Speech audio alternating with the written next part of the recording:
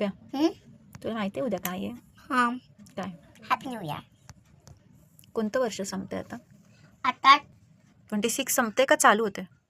चालू होते. सॉरी, आणि कोणतं? 25. 25 संपते ना. महत्त्वाची गोष्ट आहे उद्या. काय? माहिती आहे तुला? नाही, तुला माहिती आहे ना आज सगळेजण कुठं चाललेत रात्री बसमधून? ऐकलंयस तू? गावाला चालले. कोणत्या? भीमराव. भीमराव नाही, भीमा कोरे. हा तेच. ते काय आहे तुला माहिती आहे का चाललेत सर्वजण? नाही. सांगू तुला? हां. ऐकायचंय? सोप्या भाषेमध्ये सांगते. म्हणजे हा जो आपला 1 जानेवारी आहे ना, आपण आहे ना तो शौर्याचा दिवस म्हणून मानतो. शौर्य दिवस म्हणजे शूर दिवस. दिवशी काय झालं होतं माहिती आहे का? म्हणजे ना एक खूप मोठं सैन्य होतं. काय होतं? सैन्य म्हणजे लढाई हां. लढाई होणार होती खूप मोठी. हां. खूप सारे लोक होते, खूप 28,000 28,000 सोबत युद्ध करायला, म्हणजे त्यांच्यासोबत लढाई करायला. फक्त 500 लोक होते. किती? 500 म्हणजे फक्त 500. फक्त 500 लोक होते. मग तू मला सांग, जास्त जण 500 जास्त की 28,000 जास्त? 28,000. 28,000 जास्त ना.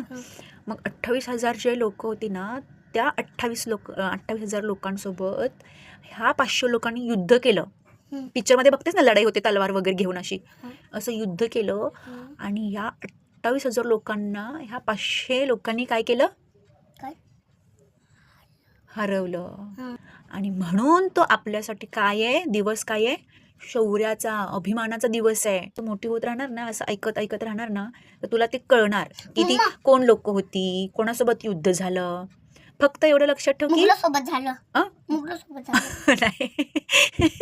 कोणासोबत? मुघलासोबत झालं. नाही, हे कुठून ऐकलं शब्द मुघल? आपल्या राजाशी लढतात ना, हा. मला त्या टीचरने सांगितलं असतं ते मुघल असतात म्हणून. मुघलांसोबत नाही. बाबासाहेबांचं गाणं. भीमा कोरेगाव गेले. ओ. कोरेगाव बोलणार. उसळत्या रक्ताचा पाडिला प्रभाव, गाडिली ती पेशवाई केल्यावर मी घाव. हे उसळत्या रक्ताचा पाडिला प्रभाव, गाडिली ती पेशवाई केल्यावर मी घाव. इतिहासात इतिहासात इतिहासात अजरामर शूर महारांचे नाव. भीमा कोरेगाव केले. कोरेगाव. भीमा कोरेगाव केले. भीमा कोरेगाव. सर्वांना जय भीम. सर्वांना भीमा कोरेगाव शौर्य दिनाच्या हार्दिक शुभेच्छा.